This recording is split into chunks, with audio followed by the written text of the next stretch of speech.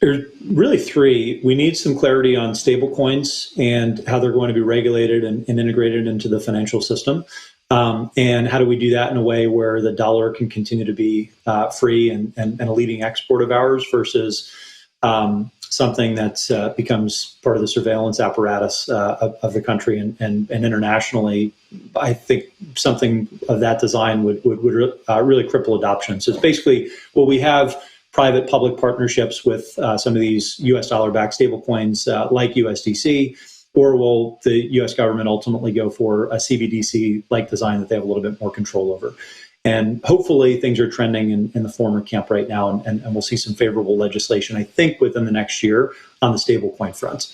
As to whether we get more comprehensive crypto legislation that outlines whether the CFTC has dominion over many of these assets or not, I think that's more of a coin flip and maybe an underdog if we get that in the next 18 months. There is some hope that we will see some clarity in terms of like the CFTC's ownership over some of the top base layer assets, whether it's Bitcoin or Ethereum or some of these other layer ones.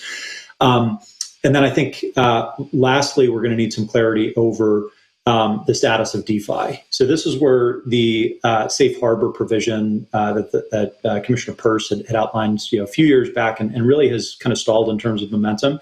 But if we can get some clarity on how investments in tokens of some of these protocols that are community governed, how they should be regulated, how you can abide by the spirit of existing securities law and consumer protection laws, and come up with a safe harbor apparatus or something that's a little bit more of a first principles fit for crypto.